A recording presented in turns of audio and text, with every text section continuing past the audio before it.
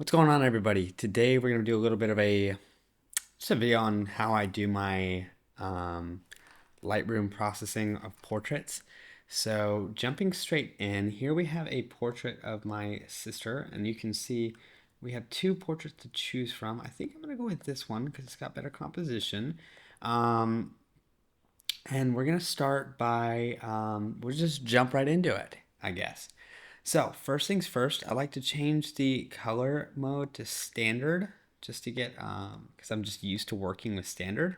We're gonna go ahead and set the white balance. I kind of like how it is a little cool. Try daylight. Um, yeah, I like that. I try to focus on the skin tones rather than like the clothes and everything else, because I can adjust all that later, and we're gonna focus on that in a minute.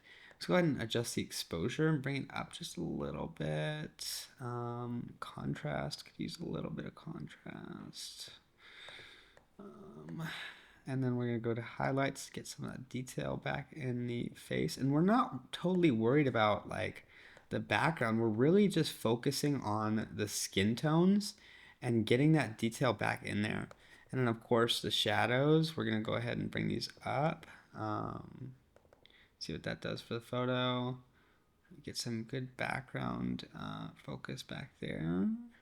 And then we can go to the whites and increase that.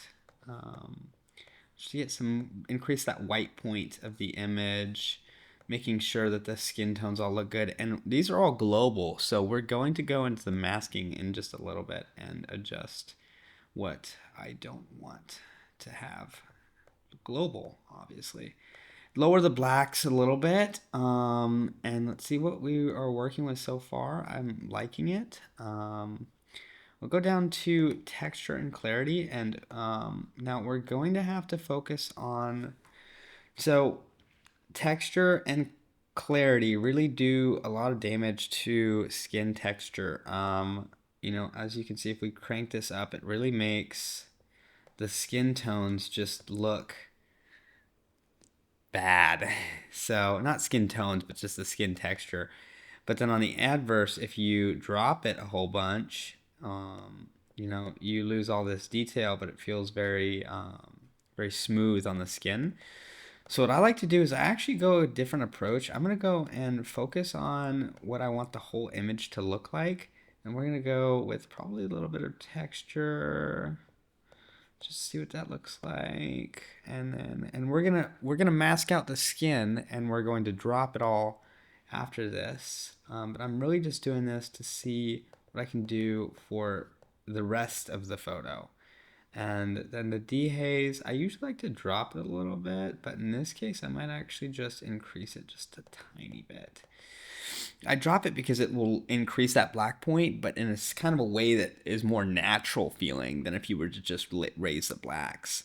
Now we're gonna go to vibrant, see what that does for the photo. That does a lot, so we may not even have to touch this one. Maybe just a little bit boost. And then we might want to actually increase that vibrance just a little bit more. Now the skin tone, she's looking a little pale because of the direct sunlight. So we're going to have to fix that in just a moment. Now we're going to go down to the tone curve. And we're going to add a little bit of a contrasty pop. Oops, my bad. And we're just going to go up a little bit on the mid-tone slash highlight area. Drop the blacks just a little bit. Maybe move that mid-tones just ever so slightly. And then we can drop this a little bit further down and drop just a hair. And we can refine saturation. I didn't make that big of a difference, change anything really. So let's see here. Now the color mixer, this is where I do a lot of the global color work, and a tip is you can either go through all of these and try to adjust them, or you can go and adjust everything based on where you point if you use this tool. So I kind of want these greens to be a little more green, and I don't want it to be as warm in the background, but I do want there to be that warmth in the skin tones. And so we can probably make sure this is, I'm not sure I'm liking that. Really just drop those a little bit. And I think I'm good with that actually. Now we'll go to saturation and let's go ahead and increase the saturation of her hair a little bit. Maybe see about the skin tones, boosting those even further. And then we can go to maybe like these greens over here and drop them a little bit. We don't want too much distraction in this photo from the subject. But I do like the way that that looks. Maybe bring up the shirt a little bit. And contrast. And I think that's good. And then we'll go finally to luminance real quick. And we'll just drop those skin tones just ever so slightly. And same with the hair. We'll increase it or see about maybe dropping that just a little bit. Get some. And we'll go back into the shirts, maybe brighten that up. Maybe I'm thinking, yeah, brighten it up just a little bit. Not that much. And then finally, this background, let's see if we can drop it just a little bit. We don't want too much in there. And see how this is, see what this has done for us now. We just flick this on and off and you can see it's made it a lot more natural looking whilst being a little more flat too. And then we're gonna go ahead and do some masking in just a moment. Go down to color grading, no, detail. Let's see about doing this. We'll go to sharpening real quick. We'll pick on a spot that we want to focus sharpening on, which would be like the hair real quick. And then we're gonna go ahead and increase this just a little bit. And I like to go and hold the Alt key. It's a little trick. And you can see better what you're doing because it shows exactly what's happening there. I usually like to lower the detail just a little bit and increase the radius just a little bit. And then of course increase that the actual amount quite a bit. And then of course we don't want, you know, certain parts that are just, you know, like in this area over here being sharpened.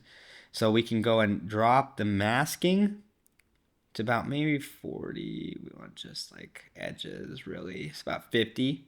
That way we're only masking sharper edges. So all right, now we'll go down to lens correction, and this should already be on. Yes, it is. See, this does a lot for the photo. Just, you know, just out the camera, pretty good. Because I stopped this one. This is the 75mm f1.2 by Viltrox for APS-C. So I stop at about 2.8 so that I get a good fair amount of focus, if that makes any sense. And then we're going to go down to effects. Calibration. Now, I probably should have done this first, but we're just going to go ahead and drop the shadows to be a little more green. See what that's doing for us. Yeah, maybe like -10. Because I'm not focusing on the highlights, which are her skin tones. I just want to make the shadows a little more tinted, if that makes any sense. And we can go and play with these sliders. I'm actually kind of happy with the way it looks. Maybe increase this just a little bit. All right. Now that's that.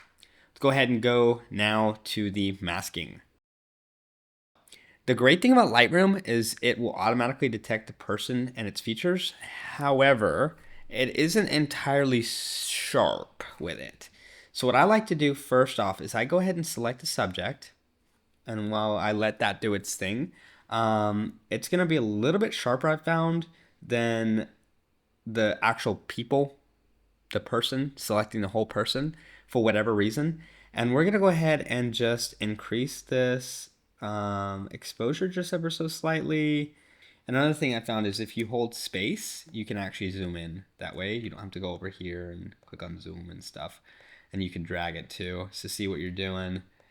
Let's see. I don't know what I'm liking that, to be honest with you. And then this is a great thing is if you like how it's coming, but you don't like how much is going, you can always just adjust the amount slider. So let's go ahead and warm this up. Okay, I'm liking where that's coming, how that's coming. This is very slight changes. And then now we're going to go create mask. We're going to go, people. Oh, there it is. Select people. And this is where the tools come in handy, I'm telling you. We're going to select the person, detecting the features. And I just want to do facial skin. We're going to start with that. We're going to go down to the effects panel. And this is what I was talking about earlier. We can drop this clarity quite a bit. And as you can see, that kind of lowers the white point a little bit. But it also gets rid of a lot of that ugly skin imperfections created by the harsh light. So we can see actually may even want to do a little more and maybe go down to the sharpness and decrease that just a little bit. And we'll go ahead and increase those highlights just ever so slightly. Ooh, not that much. Maybe this harsh lighting is really not doing us any favors. And this might be a better thing for us to go into like some shade. It creates some great contrast on the face, but because of that great contrast, we're having issues, here and there with like, but see so far, this is what we've done. This is what it looked like before the effects, and then after the effects, it really changes and softens up that face quite a bit. And then we're gonna go now to, actually we're gonna go here. We're gonna duplicate and invert the mask. And then we're gonna go to intersect the mask with a linear gradient. Now this is where we're gonna follow the path of the sunshine. This is a little trick I like to do. And we've duplicated and inverted this mask because we don't want to affect the subject at all. We just want the background and we want to create a linear gradient on it. So we're gonna go ahead and increase the warmth over here, just in this corner of the photo. Increase that tint just a little bit. And then we'll go ahead and, instead of messing with the lighting, I really like to go to effects and drop the dehaze quite a bit. And then now we're going to go to this linear gradient and we're going to move it to somewhere where we like it. See, maybe like there. We can see what that's done for the photo. It's created quite this this divide in the photograph. And of course we can go over here and drop that exposure just a little bit because of the dehaze. But we want that haziness kind of feel to it, if that makes any sense. All right, now what we're gonna do is we're gonna just go ahead and toggle all the masks and see what we've done so far. I'm not liking this bottom up, so we might go ahead and duplicate this mask, intersect with a linear gradient, and we might come up from the bottom here actually. We'll go ahead and reset this actually. That way we can just get mainly like this lower portion of the body. Go ahead and lower the exposure quite a bit and lower the highlights even further. Maybe lower that a little cooler so it's just a little less distracting, I guess. And then we'll go ahead and drop that saturation just ever so slightly so that it's not entirely a part of the focal area. We want to bring focus upwards to this portion of the photograph. And just like that, what we're going to do is we're going to go ahead and duplicate and invert this mask again. And then we're going to go intersect with a linear gradient. And you can hold shift to lock it to either a 90-degree angle. And we're going to go ahead and drop that exposure of this background just a little bit because I don't like how distracting that is, to be honest with you. But like maybe about there. And we can go and whites and increase it just a little bit. Well, that's quite a bit actually. Just to bring some liveliness back in the back, but not have it so distracting, So now we can go and view our masking, and I'm thinking actually we're gonna go back over here and we're gonna go make another global adjustment. We're just gonna lower that by about 250 degrees. Increase our white point yet again. Just getting these things dialed in again after we make some adjustments on the color side. You can see this is the before, and then we're gonna go ahead and switch it to the after, and I'm liking how this is coming along. Now, this is just a quick, just a quick little edit. Obviously, I would be going into Photoshop and fixing a lot of the blemishes a lot easier on the face in Photoshop. This is just a little quick Lightroom like batch editing style, you know. If you got a lot of photos, you want to get through them. This is mainly my workflow, and this is how I normally do this. Just getting this from here to here, from here to here. It's not very much different. So it's a very good starting point. But I'm just starting off. This is a good starting off point, neutralizing that photograph. So if you guys enjoyed this video, go ahead and give it a like, and maybe subscribe to the channel. If you want some more videos like this, let me know. I'm just, here to, I'm no professional, but I am trying. So let me know in the comments. You like what I do? You agree with what I do you disagree with my logic or my antics, or are the things I'm saying like even making sense? Let me know in the comments. Do all those things, whatever the YouTubers say, and I'll catch y'all later.